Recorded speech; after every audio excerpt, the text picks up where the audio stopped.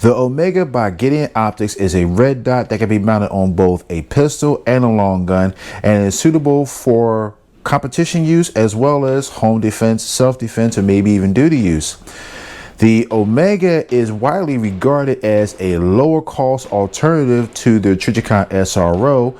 Reason being, it comes in roughly a third of the price. But the question is, does the Omega hold up?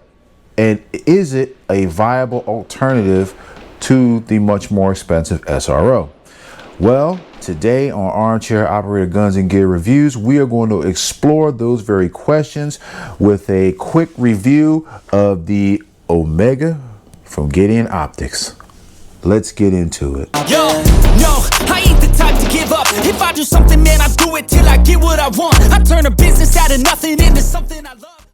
What's going on, everybody? It's your big homie, the Armchair Operator, and welcome to today's program. Now, if you're new to the channel, thank you so much for stopping by. I definitely appreciate it. I hope you find this video informative and maybe even a little bit entertaining. And if you're coming back to the channel, thank you so much for taking the time to come back. I hope you also find this video informative and maybe a little bit entertaining. Now, as you saw in the intro, today we're just going to do a quick review of the Omega from Gideon Optics. I actually picked up this red dot at GunCon 2024, which was this past June. So I've had it for a little while, and I got a chance to really put the optic through its paces and just to get a good feel of it and just to formulate my opinions on the optic. So I just want to share that with y'all today really quick. This is not going to be a long video by any means. Also, I have picked up a Trijicon SRO recently, so I'm just going to do like a quick little comparison just to show you the differences between the Omega and the SRO. And there are some differences, trust me. Now, I actually have the Omega mounted to my Smith & Wesson M&P metal frame competitor here. I always mess up on that long behind name. Smith & Wesson in these names, boy, I tell you. But anyway, you get the gist of it. I have it mounted on this particular gun, and it's been mounted on the gun throughout its testing. And, well, I have some thoughts. But first, we got a firearm in play. We're going to verify clear. So as you can see, that chamber is empty and there is no magazine in the gun, and we are filming in a safe and controlled environment. Now let's talk about the Omega. So this particular optic comes in at, I believe MSRP is generally around $225, and I must say that not just for the money, but period, it was money well spent. Overall, I like this optic, but it's not a perfect optic by any stretch of the imagination. But right now, let's talk about the pros of this optic. So one big pro is that you got this large objective window, very similar in shape to the SRO, right? And one of the main things that sets this optic apart is the actual reticle itself. So there are different flavors of the Omega. So they have a green dot version, they have a red dot version. I have the red version, and with this, the reticle, I don't think you'll be able to see that on the camera, but I'll show it. Like a lot of times it doesn't show up, but this is essentially the graphic of the reticle itself. So you have, I believe this is a 4 MOA dot, no, or 3 MOA dot, if I'm not mistaken. And you have a 45 MOA ring on the outside. So if you're familiar with the EOTech, it looks like a mini donut of death is what they call it. And the advantage to having that is, as you're drawing and presenting the gun and you're putting it on target, it's a lot easier for you to catch that reticle with your dominant eye. So it's easier to get the gun up and on target because you have a lot more to focus your eye on during the presentation. So that's the thing that I also really like about this optic. Of course, like I said, the large ejective window, it makes it very clear, easy to see. And also it has a top mounted battery tray, very similar to that of the SRO. But I just wanted to kind of point that out there, so that way, just so that you know that you don't have to take the optic off to change the battery. So that's really good. So let's talk about the specs real fast. So we have an aluminum housing, and I believe is 7670 T6 aluminum, if I'm not mistaken. I'm looking at my cheat sheet, y'all. So, you know, don't judge. I just want to make sure I get it right. Yeah, 7075 T6 aluminum. So it's basically the similar type of, it's an aircraft grade aluminum, the same aluminum that they use to make AR uppers and lowers, that sort of thing. So it's very strong, very high quality. Like, it's not cheap or chintzy or anything like that. And that's another thing that I would like to point out. Just because this optic is like $200 and less, this thing doesn't feel cheap at all. Like, this optic is actually a really good quality optic. Well, all of Gideon's optics are actually good quality optics. This is not the first one that I have. I did a review on the Meridian, and I love that thing. This one is also good, but let's keep on going. So it does have shake awake technology, and I think it's up to 225 seconds where it'll put the dot to sleep, and then you'll pick it up, and then of course you'll see your dot again. After about, also has a deep sleep setting, which after about 12 hours of inactivity, it'll put the optic into like a deeper sleep mode, so to speak, to preserve the battery. And simply all you do is push one of the buttons to wake it back up, and then the red dot is up and it's running. Okay, we have 10 illumination settings. We have 8 daytime and 2 night vision, I believe. So that's really cool. And of course we have our adjustment screws here. We have our elevation screw, and we have our windage screw right here on the side. And of course we have our brightness settings, or buttons for the brightness over here.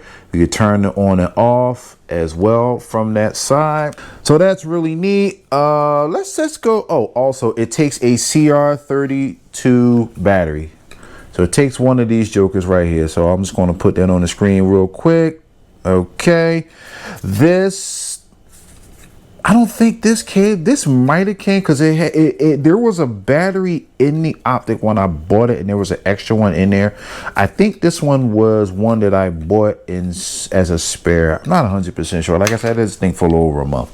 But anywho, speaking of the box, let's look at the box. So when you first get the optic, it is actually mounted to the Picatinny rail adapter. So this is the Picatinny rail adapter. So right away, if you want to mount this on, say, like an M1913 rail, like say on a long gun, any long gun of choice that has a rail, you can basically use this and just mount it right to it, and you're good to go. So that's what this is. Also, we have, you know, some mounting screws that they give you depending on which type of plate that you're using. They give you different sizes. They already have their thread locker on them, and you get this tool. Basically, you use this tool to either tighten down or remove the Picatinny rail mount. And also, these are Torx head screws, by the way. They look like they may be about T15. That's just a wild guess, but that's what they appear to me, just eyeballing them, in case you were wondering about that. And of course, we have our instruction sheet here, Gideon Optics Omega, and we have some useful information in here as far as the adjustments. Oh, 3 MOA dot, y'all. My apologies. This is a 3 MOA dot, 45 MOA circle, and you know the routine from there. All right. So anywho, back to the optic. So after I finally got the thing zeroed in and I'm running it on the range, Like I said, one of the things that I really like is the fact that we do have that 3 MOA dot and that large 45 MOA ring. Because once you get this thing on target, it is a really good optic. I actually feel like I'm a little bit faster with this optic versus, say, something like my Holosun or even the SRO. Now, speaking of the SRO, let's pull the SRO up here really quickly. All right, so this is my Staccato XC, and I have my SRO mounted on top of it. But let's verify clear really quickly. All right, as you can see, chamber is empty. There is no magazine in the gun, and this gun is verified clear. Okay, so I'm gonna try to do this as best I can. So we got a side-by-side of the SRO and the Gideon. So if you look at the two, you can see right off the hop that the SRO's window, it protrudes out just a bit more versus that of the Gideon. And of course, the buttons, the controls are different. You got the on and off on the sides of the SRO, whereas on the Gideon, you just have them both on one side. The deck heights are a little similar between two, but I believe the actual deck of, well, you can't see that, can you? The actual decks of the SRO might be a little flatter. It's almost as if this kind of tapers off in the corners in the rear. That's the first time I ever noticed that. But yeah, oh, that's cool. But one thing that I have noticed as far as the differences between these two, the objective window on the SRO just seems a bit clearer to me. Now, I don't know if the camera can pick that up. It's kind of difficult. It's kind of hard to describe though. But just my opinion, that's the SRO and that's the Gideon. So yeah, I don't know if the camera can adequately pick that up. But like I said, that's just my opinion. The glass on the SRO just looks a little clearer to me when I'm aiming down the sights versus this. That's not to say that this is bad. This is actually really good. But it's just, in my opinion, the SRO is just a little bit clearer. One thing about this particular optic is that you have to use the tool to adjust the elevation and windage, because you can see they are pretty tiny. They're really small versus the SRO, when you can literally use like a piece of spent brass or a standard flathead screwdriver and adjust that. But all in all, I say all that to say this. This optic by Gideon is a damn good optic. I didn't do any torture testing or any drop testing or anything like that. I mean, me personally, that's not really my bag, but at the same time, I can bang this thing all day long, and lo and behold, I don't know if you can see it, it still works. So there, torture test. But what else can I say about this thing? I mean, frankly, it's a good dot, y'all. I have put several hundred rounds through my M&P while I had the Gideon mounted on here, and I haven't had any issues out of the optic whatsoever. No flickering, nothing crazy like that.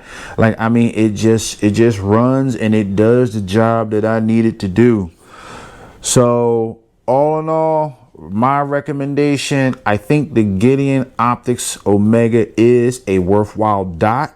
Not just for the money, but a worthwhile dot that comes in like a third of the cost of the SRO.